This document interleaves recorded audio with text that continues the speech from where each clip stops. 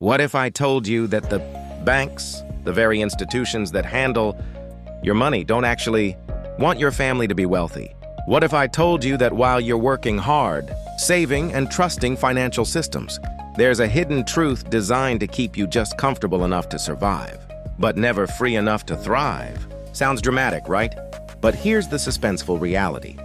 Families who uncover this secret are able to build wealth across generations, while families who don't stay trapped in a cycle of debt, low savings, and constant financial stress. And the shocking part? The banks depend on the majority of people never discovering it. Today, I'm going to reveal the secret to family wealth that banks don't want you to know. By the end of this video, you'll understand why the system is set up the way it is, how it quietly drains your potential wealth, and the exact strategies families are using to break free, build legacies, and change their financial destinies forever. Let's start with a question. Why do banks encourage us to save? They tell us to put our money in savings accounts, CDs, or safe options. But here's the truth. When you deposit your money in the bank, they don't just keep it there. They use your money to invest, lend, and multiply their profits, while giving you a tiny fraction of a percent in return. In other words, while your money sits quietly earning pennies, the bank is busy making dollars. Now think about debt. Banks thrive on it. Mortgages, credit cards, personal loans, they make billions off the interest you pay. And here's the suspense. The longer you're in debt, the richer they become. That's why they design offers that look attractive, easy monthly payments, low introductory rates, rewards programs, all distractions that keep you hooked, while your family's wealth slowly slips away. So what's the secret? The real path to family wealth isn't in saving money in the bank, it's in becoming your own bank.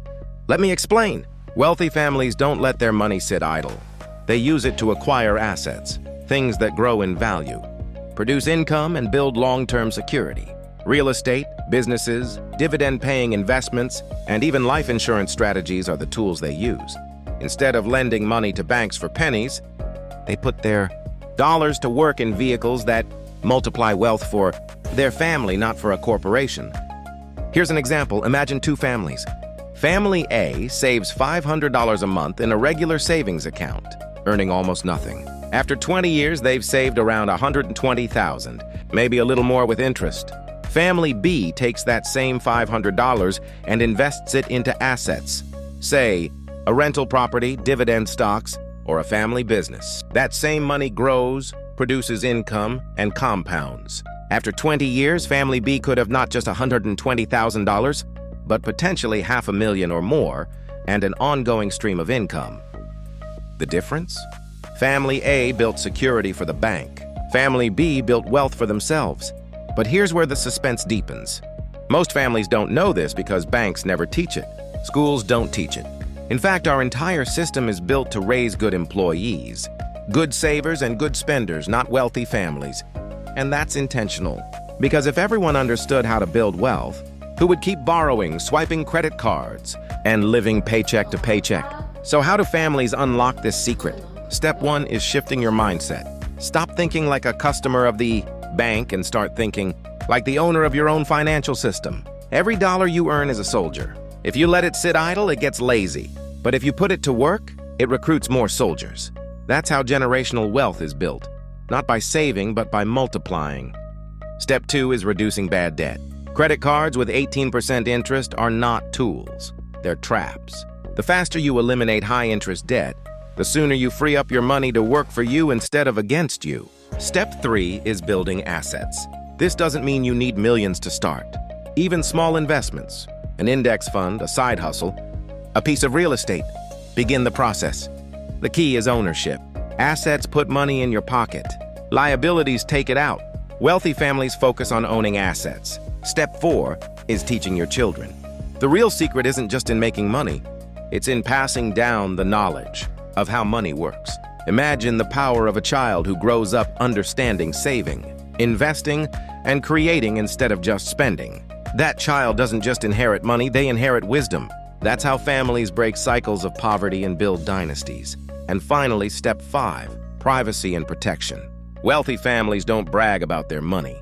They protect it through trusts, insurance, and smart legal strategies. They play chess while others are playing checkers.